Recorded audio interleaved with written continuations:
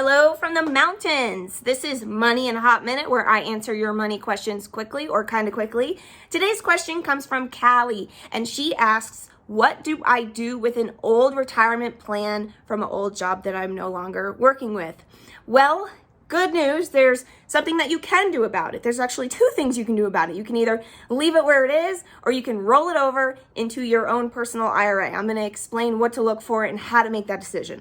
So the first thing that you want to look for is you want to find out what are the administration fees and the fees of the actual investments that you're in within that older retirement plan.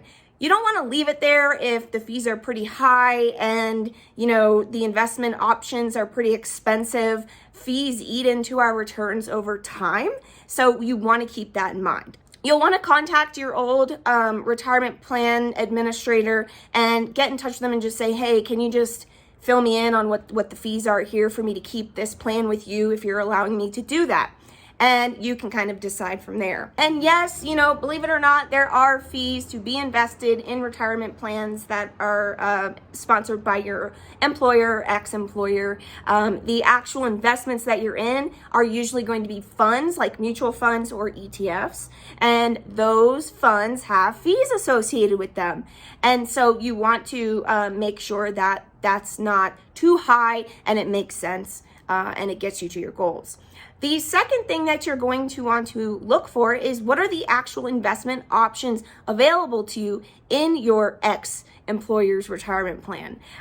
Some employers, usually smaller employers, they may have less optionality for you to invest in different types of funds, and they may have a very small list of available funds for you to actually purchase. But other employers, they have a very wide selection of funds, and these are funds, either mutual funds or ETFs, and you can pretty much do whatever you want with it and get it invested and very diversified with reasonable fees, great investment options, and so it can make sense to keep your plan where it is if that's the case. But I see a lot that smaller employers, particularly, their mutual funds that are available to their employees in the plan can be pretty high fee mutual funds, and you can typically get the same exposure to the market by investing in an ETF that's much lower cost, and you can do that in your own personal IRA. So what do? So if you like the investment options and the fees are manageable and your employer is allowing you to keep the money there, then keep it there. No need to move it. There are actually other benefits to having a qualified plan like a 401k. So that's for another video. The other option is for you to roll your old retirement plan over into your own personal IRA. This can either be a traditional IRA or a Roth IRA.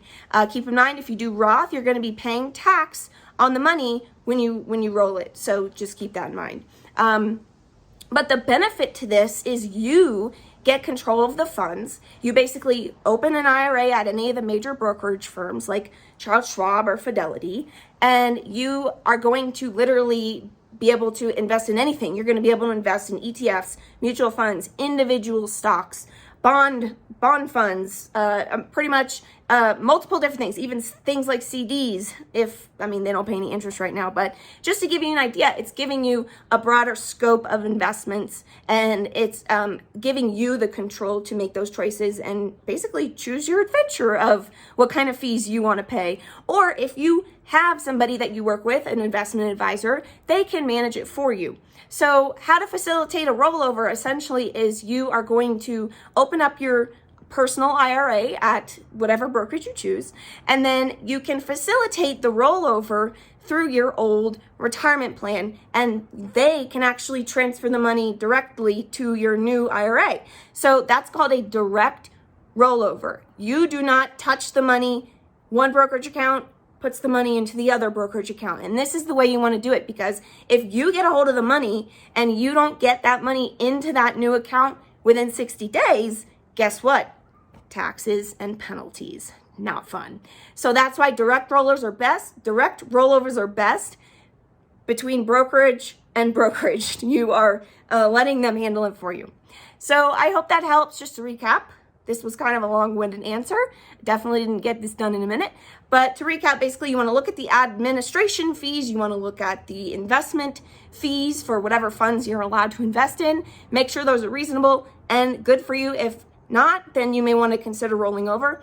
And the other thing you want to watch out for is, what are the investment options available to you? Are you satisfied with them? Do you wish you had a broader scope of investments to be able to choose from?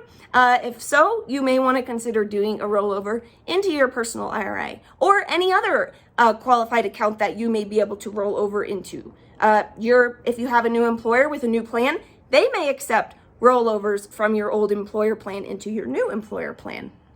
All right, so if you have a question that you want answered, put it in the comments below and like this video if you got some use out of it.